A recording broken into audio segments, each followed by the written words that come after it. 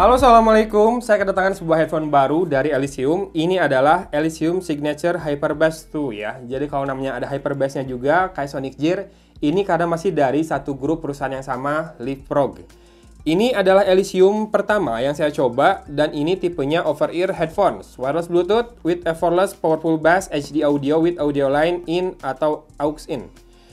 Ya, ini seperti ini kemasannya. Dan seperti ini spek teknisnya, kami bisa lihat Bluetooth-nya 5.0, dynamic driver-nya 50 mm. Water resistance-nya sudah 15 meter, jadi udah lebih jauh dibanding kebanyakan yang 10 meter. Kapasitas baterainya ada 500 mAh, working time-nya 25 jam at 60% volumenya. Jadi bisa bertahan 25 jam kalau kamu setel volumenya di 60% saja. Nah ini paling saya suka adalah brand yang jujur seperti ini. Berapa jam di berapa persen volume ya. Dan charging time-nya 2,5 jam. Oke, cukup lama ya. Dan audio line in-nya 3,5 mm jack. Oke, kita langsung buka saja. Nanti kita cek harganya belakangan ya.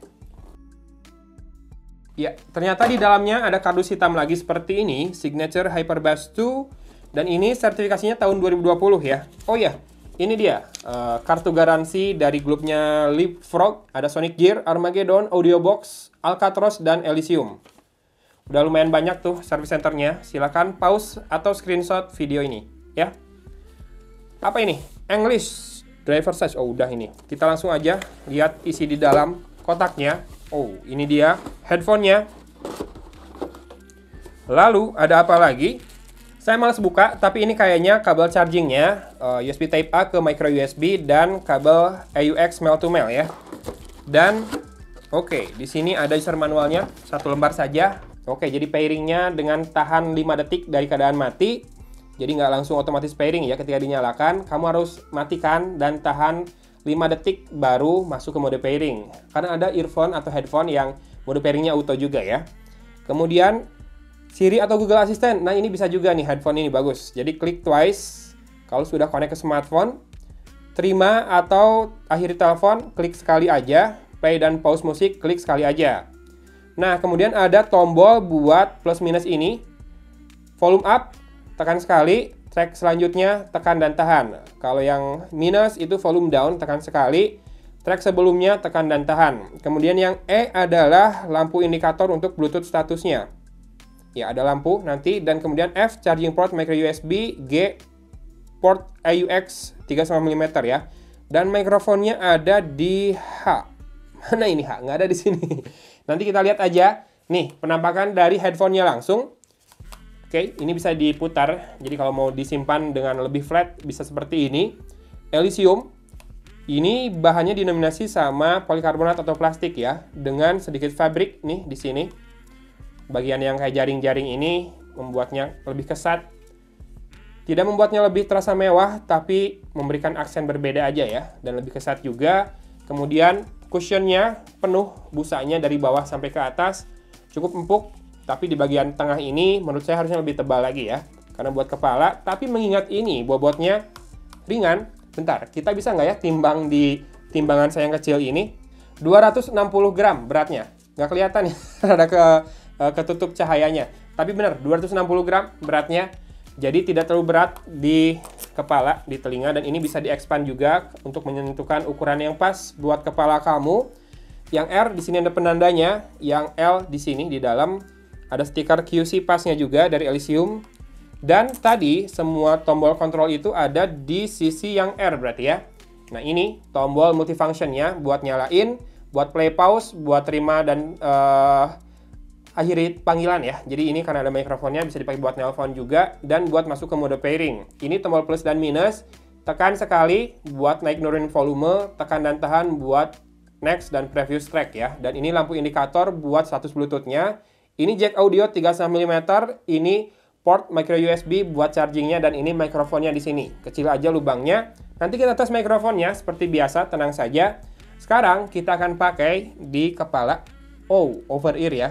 Dan ini, oh bentar, masih bisa lebih besar. Jadi buat kepala yang besar juga masih bisa. Ini di saya yang kepalanya tergolong besar masih bisa longgar.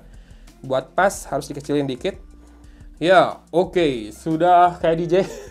Seperti ini penampakannya di kepala. pakai topi pun masih nyaman ya pakainya, tapi ini saya harus akui isolasinya kurang, masih bocor-bocor suara masuk ke sini.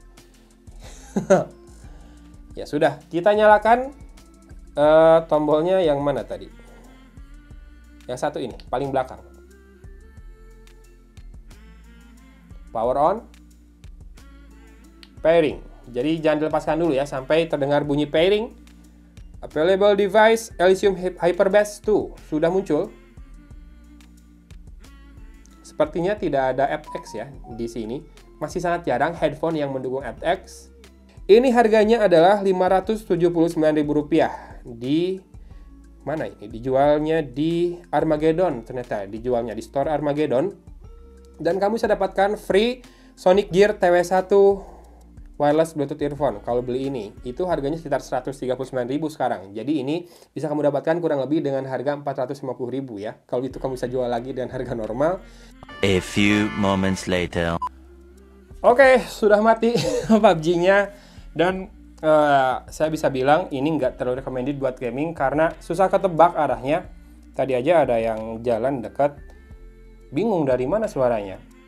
Mungkin karena apa ya, si sound stagingnya rada kecampur sama bassnya tuh kemana-mana jadinya. Termasuk virtualisasi memang rada kurang juga. Tadi saya dengerin lagu yang biasanya kiri kanan tuh bersautan. Si gemrengan gitarnya di sini kayak bareng-bareng, kiri kanan bareng terus. Nah jadinya menurut saya virtualisasinya rada kurang dan karakternya memang ngebass. Ini bassnya punchy dan rada kering serta berekor bassnya. Kalau didengerin pas bagian lagu yang harusnya vokal aja, kuat vokal di situ tanpa musik, dia gaung banget kerasa karena memang bassnya yang ditonjolin ya. Dan untuk treble juga masih terkontaminasi sama bassnya yang masuk ke situ. Jadi treble-nya ada, kedengaran cukup lumayan sebetulnya, tapi nggak clear karena ada bassnya yang masuk ke situ.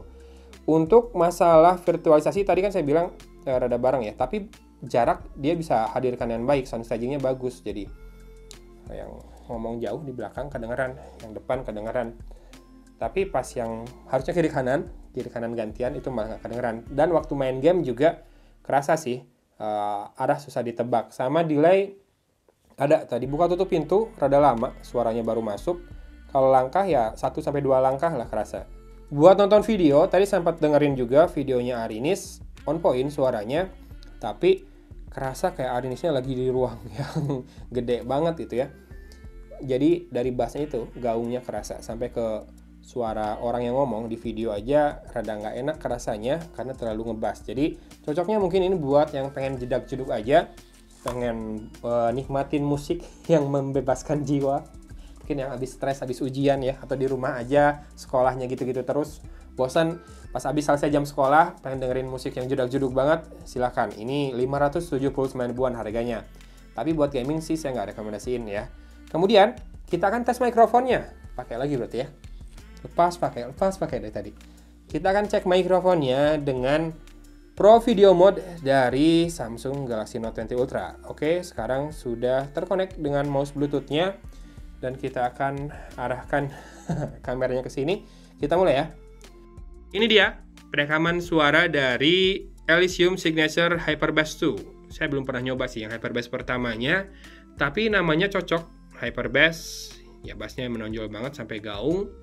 Kira-kira gimana untuk audionya? Kayak gini, bandingkan dengan lavalier saya tadi. Nih, kayak gini kalau dari lavalier saya ini ya. Apakah suaranya cukup buat main game? Atau buat dipakai Zoom, meeting online, atau buat video call? Kira-kira jernih nggak segitu? Silahkan di komen aja, kira-kira seperti itu penilaian saya terhadap Elysium Signature Hyperbass 2 Rp579.000 harganya di toko online, di marketplace. Cari aja di toko ini ya, toko resminya Armageddon, ada ternyata di sana dijual.